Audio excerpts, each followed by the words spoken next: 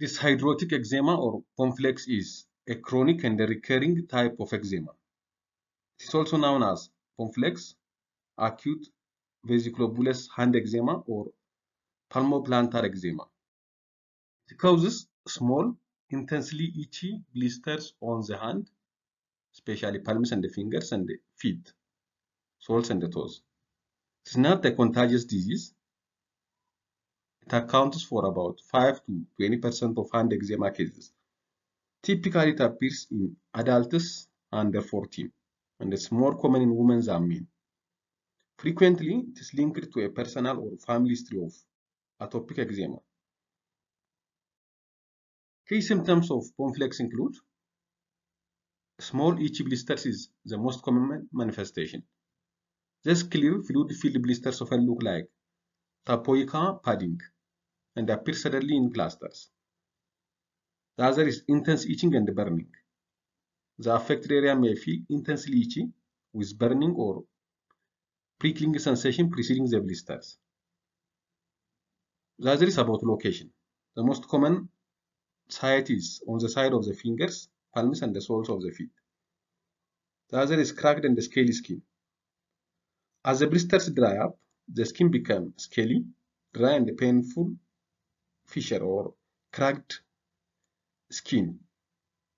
Then the top layer of skin may peel off after blisters resolve.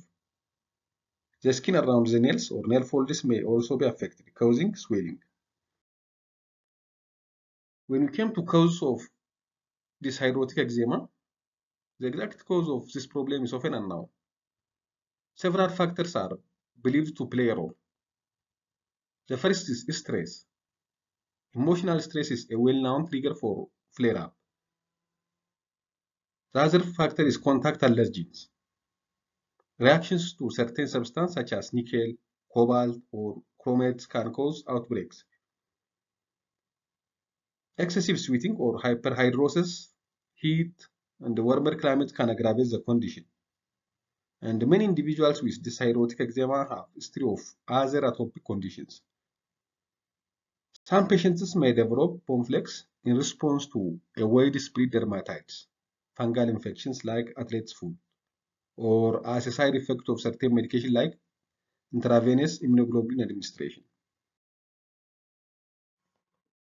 The diagnosis is most of the time clinical, just by clinical evaluation, based on physical examination of the affected skin. Discussing the patient's medical history, including any potential triggers and the family history of eczema, is important. Other conditions which have similar looks with similar symptoms include allergic contact dermatitis, fungal infection must be ruled out. In some cases, a dermatologist may perform patch test or patch testing to identify any contact allergen, and rarely skin biopsy might be needed for confirmation. When we come to treatment, protective measure is important. Wear cotton-lined gloves for household activities and avoid direct contact with irritants like harsh soaps and cleaning agents. In addition, managing stress is also important because stress is a triggering factor. Finding effective stress management techniques can be beneficial. Gentle skincare is also important. Use lukewarm water for washing and use a mild fragrance-free cleanser. In addition, we should have to protect the blisters.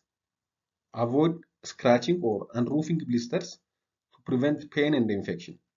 Use a non-stick dressing if necessary.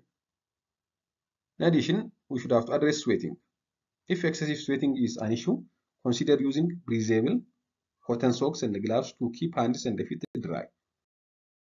In addition, topical steroids is also one component of management. High-potency corticosteroid cream and ointment are a mainstay of treatment to reduce swelling, inflammation, and itching. Soaking the affected area in cool water for 50 minutes can help soothe the skin and dry out blisters. In addition, emollients or moisturizers are important. Using a medical moisturizer daily helps keep the skin hydrated and protected. We should have to also avoid triggers. Identifying and avoiding specific triggers like contact allergen or stress can help prevent flares. If secondary bacterial infection occur, topical or oral antibiotics might be necessary. For severe or stubborn cases, a physician may prescribe oral steroid or other systemic treatment like immunosuppressant. In addition, exposure to controlled ultraviolet light can be an effective treatment. For moderate to severe cases, new biologic therapies or topical or oral genus kinase inhibitors are now available. For most people, this problem is a chronic condition with periodic flare-ups, but symptoms can be controlled with proper care. The disorder can be chronic and cyclic. Short-term or long-term second-line treatment might be needed depending on the behavior of the disease. However, for many, the disorder settles in time and the treatment can be withdrawn. In summary, cytotic eczema is a common, non-contagious skin condition that causes itchy blisters on the hands and the feet. While the exact cause is often unknown, it can be effectively managed with a combination of trigger avoidance, topical steroid, and other treatment. Thank you for watching.